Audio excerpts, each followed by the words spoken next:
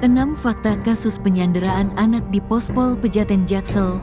Pelaku berhalusinasi karena sabu.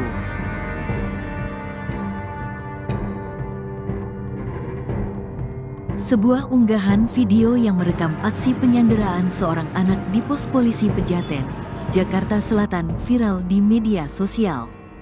Video penyanderaan anak itu awalnya dibagikan warganet melalui akun media sosial X atau Twitter, @mi****aid pada Senin, tanggal 28 Oktober tahun 2024. Dalam unggahannya, pengunggah menyebut terjadi penyanderaan di depan Pejaten Village pada Senin, tanggal 28 Oktober tahun 2024, pukul 10 waktu Indonesia Barat. Dalam video itu, terlihat seorang anak perempuan menangis dan ketakutan saat tubuhnya dipegangi seorang pria paruh baya.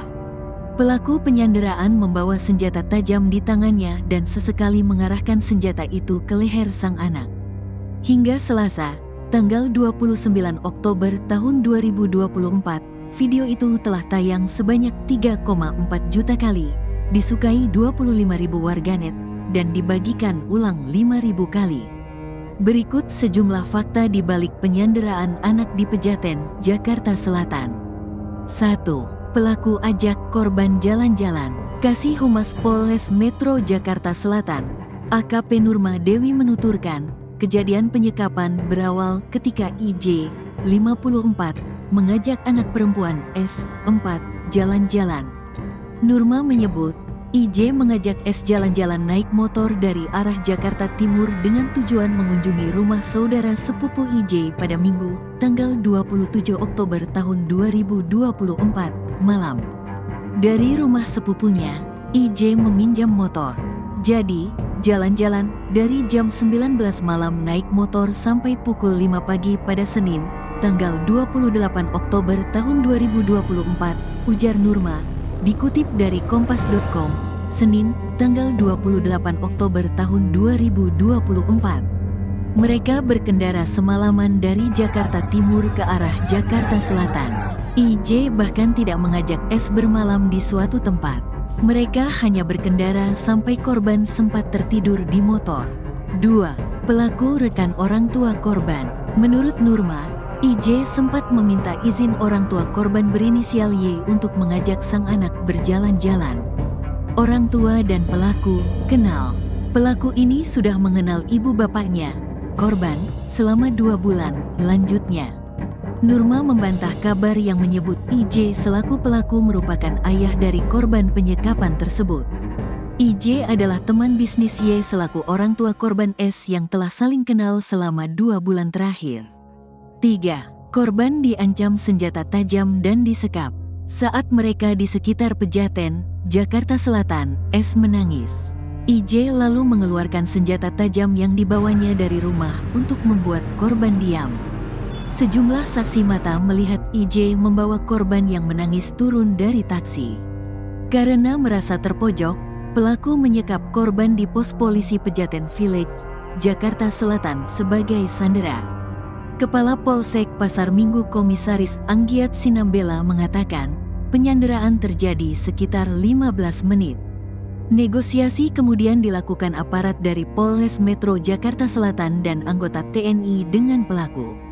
Setelah negosiasi, pelaku diamankan dan korban diselamatkan. Kondisi korban sudah selamat tanpa ada luka. Begitupun pelaku sudah dibawa ke Polres Jakarta Selatan untuk diamankan, kata Anggiat, dikutip dari kompas.id, Senin. 4. Motif pelaku sekap korban. Nurma Dewi mengungkapkan, kejadian penyekapan terjadi karena IJ ingin menjadikan S sebagai tameng. Hasil pemeriksaan menunjukkan, IJ memakai narkoba jenis sabu-sabu selama 4 hari. Tindakan itu membuatnya berhalusinasi. Dia berhalusinasi dikejar-kejar orang. Tapi kalau orang lain melihat anak kecil, tidak jadi mengejarnya, lanjut Nurma. Menurut Nurma, IJ menyekap S sebagai tameng agar dalam halusinasinya dia tidak jadi dikejar-kejar orang lain. Senjata tajam yang dipegang dia pakai untuk mencegah korban saat akan kabur.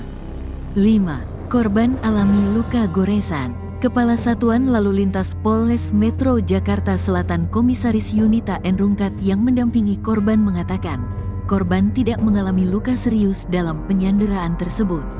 Menurutnya, sang anak sempat dibawa ke Rumah Sakit JMC, Jakarta Selatan untuk menjalani pemeriksaan kesehatan. Perawatan fisik bagian luar, tidak ada luka serius, cuma ada goresan-goresan, kata Yunita, dilansir dari Kompas TV, Senin. Setelah mendapat pemeriksaan kesehatan, korban lalu dibawa ke Unit Pelayanan Perempuan dan Anak, PPA, Polres Jakarta Selatan untuk menjalani penanganan lebih lanjut. 6. Pelaku terancam pasal berlapis. Nurma Dewi mengatakan, IJ terancam pasal berlapis atas kejahatannya. Ada pidananya, yang jelas narkoba. Kemudian dia bawa senjata. Perlindungan anak. Pasal berlapis jelas, tegas Nurma. IJ akan terjerat hukuman pidana dengan pasal berlapis sesuai UU Nomor 35 Tahun 2009 tentang narkotika karena positif memakai sabu-sabu dan Undang-Undang Darurat Nomor 12 Tahun 1951 karena membawa senjata. IJ juga dijerat Undang-Undang Nomor 23 Tahun 2002 tentang perlindungan anak karena menyekap S yang baru berusia 4 tahun.